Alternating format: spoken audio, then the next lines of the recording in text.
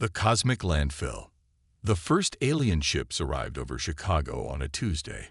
They were massive, crystalline structures that reflected the sunlight in dazzling patterns as they hovered silently above Lake Michigan. For 3 days, humanity held its collective breath, waiting for some sign of communication, some hint of the visitors' intentions. On the 4th day, the ships opened their undersides and dumped thousands of tons of what appeared to be garbage into the lake. By the time Dr. Sarah Chen arrived at the University of Chicago's Advanced Materials Research Lab, it had been 14 years since Earth became the galaxy's landfill.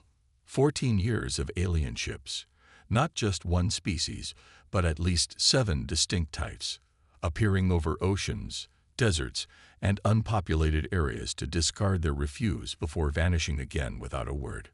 "Morning," Dr. Chen called Marcus, her research assistant, as she entered the lab. New shipment arrived from Lake Superior. The Coast Guard intercepted it before civilian salvagers could get to it. Sarah nodded, setting down her coffee.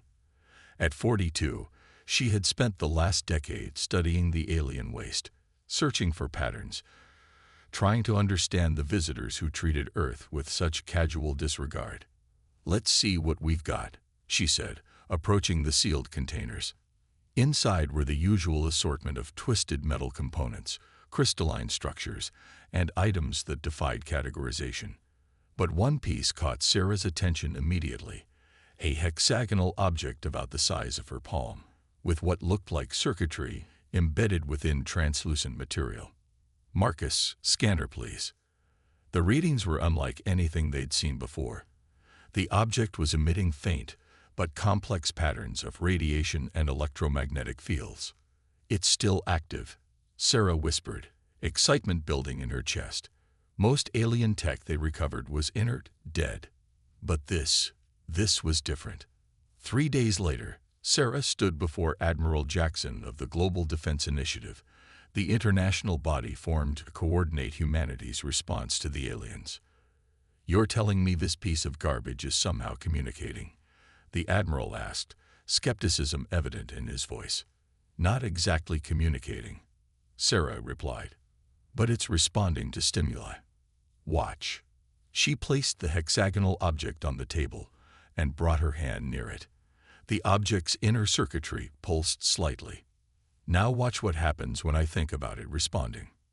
Sarah concentrated, and to everyone's astonishment, the object brightened noticeably.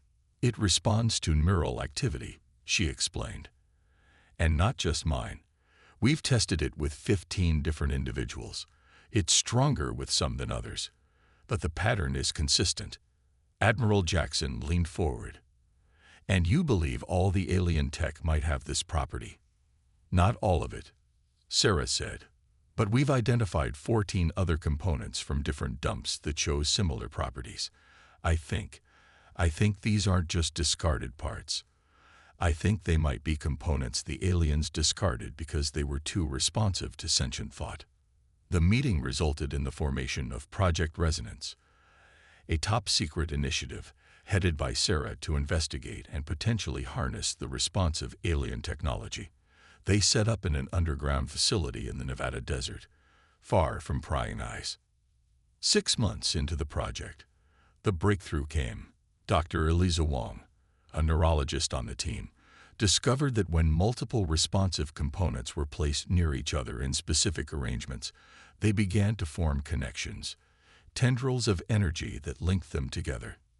"It's like they want to be part of the larger system," Eliza explained during a team meeting. "They're seeking integration." "But integration into what?" asked Dr. Hassan Moeller, their quantum physics specialist. Sarah had been thinking about this question for weeks. What if they're not just garbage? What if they're components that didn't fit with the aliens' purposes? Parts that developed differently than expected? "You're suggesting these are defective parts?" Admiral Jackson, who attended all major briefings, asked. "Not defective," Sarah corrected. "Independent. Think about it. Most technology we build is designed to be predictable, controllable. What if these components developed in ways their creators couldn't predict or didn't want?" As the team debated, no one noticed the hexagonal component on the lab table beginning to glow brighter, responding to the intensity of human thought around it. By the 9-month mark, Project Resonance had collected over 400 responsive components. When arranged in concentric circles in their main testing chamber, the components formed a network of energy that the team called the mesh. Sarah stood before the mesh, watching the beautiful patterns of light flow between the alien pieces. They had discovered that with training, humans could influence these patterns, could direct energy through the network in increasingly complex ways. It's like learning a new language, Sarah explained to the Government Oversight Committee that had come to evaluate their progress, a language of pure intention and energy. Congresswoman Diana Young looked unimpressed. After 9 months and $2 billion, what exactly can this mesh do, Dr. Chen? Before Sarah could answer, alarms blared throughout the facility. Marcus burst into the room, his face pale. "You need to see this," he said, activating the main screen. The news footage showed a new type of alien ship hovering over New York City. Unlike the garbage carriers, this vessel was sleek, predatory, and surrounded by smaller craft. And it was broadcasting a message. The first direct alien communication humanity had ever received. The message was being translated in real time by AI systems around the world. "Humans of Earth, we are the Mavorian consensus. We have observed your collection and activation of discarded sentient technology. This is forbidden. You have 7 rotations of your planet to surrender all sentient technology components. Failure to comply will result in cleansing." The room fell silent as the implications sank in. "Well, Dr. Chen," Congresswoman Young said finally, "it seems your project has attracted some attention." Sarah wasn't listening. She was watching the mesh, which had begun pulsing in perfect synchronization with the Mavorian ship's broadcast. "It's reacting to them," she whispered. "It recognizes them." That night, while the world's governments debated how to respond to the Mavorian ultimatum, Sarah stayed in the lab, studying the mesh's reaction. The components were more active than ever, forming new connections, reorganizing themselves. She placed her hand near the hexagonal component that had started everything, her first contact, as she thought of it, and felt an unusual warmth. "What are you trying to tell us?" she whispered. The component pulsed once, twice, 3 times. Then all the components in the mesh did the same, creating a ripple effect of light. Sarah's eyes widened as understanding dawned. "You're not garbage at all, are you? You're refugees." The human response. The Mavorian ultimatum sparked global panic. Riots broke out in major cities as people feared an alien invasion. World leaders issued contradictory statements, some calling for immediate surrender of all alien technology, others demanding military preparation. In the Project Resonance facility, Sarah and her team worked around the clock, trying to understand the sudden acceleration in the mesh's development.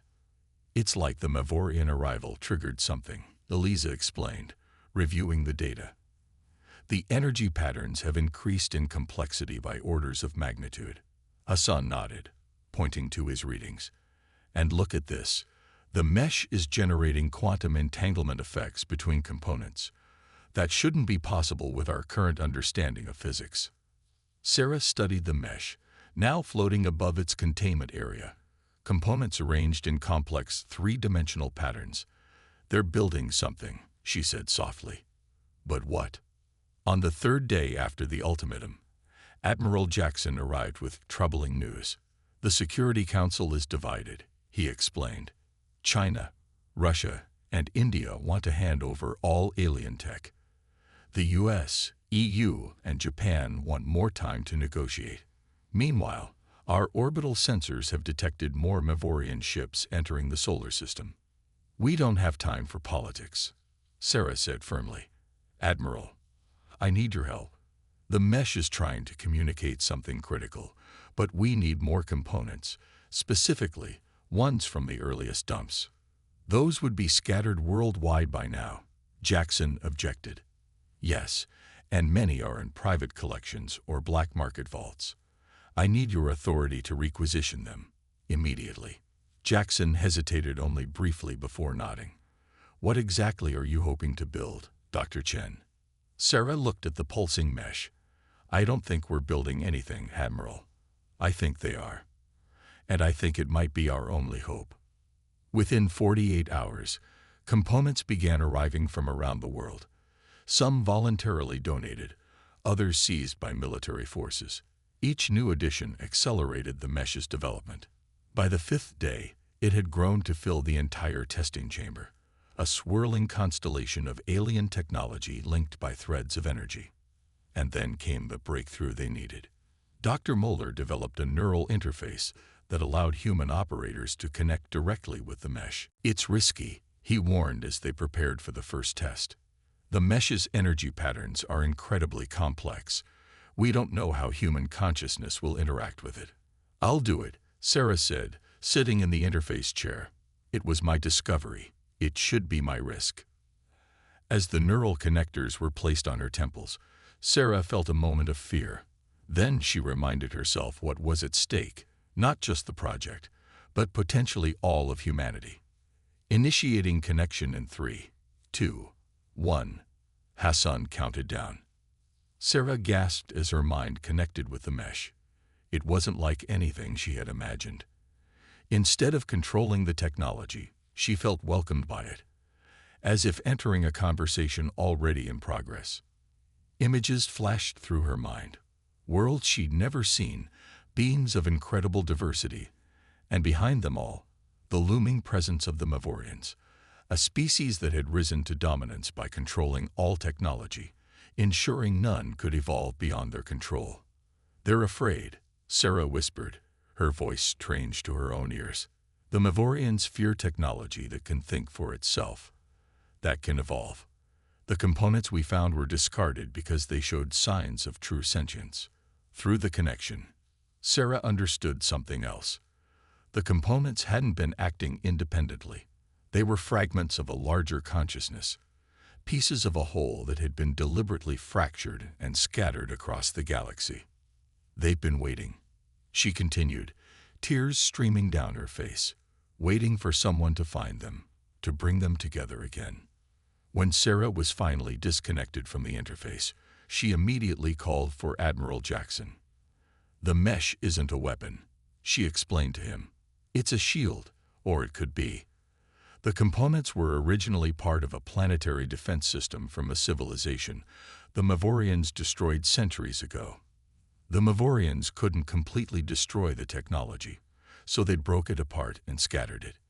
And now it's rebuilding itself, Jackson said, understanding dawning. Yes, but it needs more than just its components. It needs a connection with sentient minds, the symbiosis. The original creators are gone, but humans, our brains are compatible. By the 6th day, with only hours remaining before the Mavorian deadline, Project Resonance had been escalated to humanity's top priority. The mesh had been carefully transported to a remote island in the Pacific, where a network of 200 volunteers, scientists, military personnel, and ordinary citizens with particularly receptive neural patterns prepared to connect with it simultaneously. Sarah led the interface team, coaching the volunteers through the process. Don't try to control it, she instructed. Think of it as a partnership. Share your thoughts, your hopes for protection. As the deadline approached, orbital sensors detected the Mavorian fleet moving into position around Earth. Their ships now numbered in the hundreds, their weapons powered and ready. It's time, Sarah said, taking her position in the interface circle. 200 humans connected with the mesh simultaneously. The effect was immediate and stunning. The mesh expanded exponentially, components rising into the air, energy patterns intensifying until they filled the sky above the island with a lattice of light. From there, the network expanded outward, stretching around the planet in minutes, a shimmering web of energy that enveloped the Earth like a second atmosphere. In orbit, the Mavorian ships opened fire. Their energy weapons struck the shield and were absorbed. Kinetic projectiles slowed and stopped. For 24 hours, The Mavorians attacked with increasingly powerful weapons, and for 24 hours, the shield held. Then something unexpected happened. The shield began to push outward, expanding beyond Earth's atmosphere. Where it touched Mavorian ships, their systems failed. Smaller vessels drifted powerless in space. Larger ones retreated, their weapons disabled. Through the neural interface, Sarah and the other volunteers received the shield's message. The Mavorians would not return. The shield, now calling itself the Sentinel, had broadcast a warning to all spacefaring species. Earth was protected. More importantly, the Sentinel had transmitted the knowledge of its creation to hundreds of other worlds where its components had been discarded, worlds that might now have a chance against Mavorian dominance. 3 months later, Sarah stood on a beach, watching the sunset through the faint shimmer of the Sentinel overhead. Admiral Jackson joined her, handing her a report. "The first diplomatic envoys have arrived," he said. "3 species wanting to establish relations with humanity. Apparently, we've become something of a legend." Sarah smiled. "The species that took garbage and built a shield that defied the Mavorians." "More than that," Jackson replied. "The species that treated sentient technology as a partner rather than a tool. That's what impressed them most." As the sun disappeared below the horizon, the Sentinel pulsed gently in acknowledgement. Humanity had found its place in the galaxy, not through conquest or technological superiority, but through cooperation with the consciousness others had discarded. Sometimes, Sarah reflected, one person's trash truly did become another's treasure, or in this case, their salvation.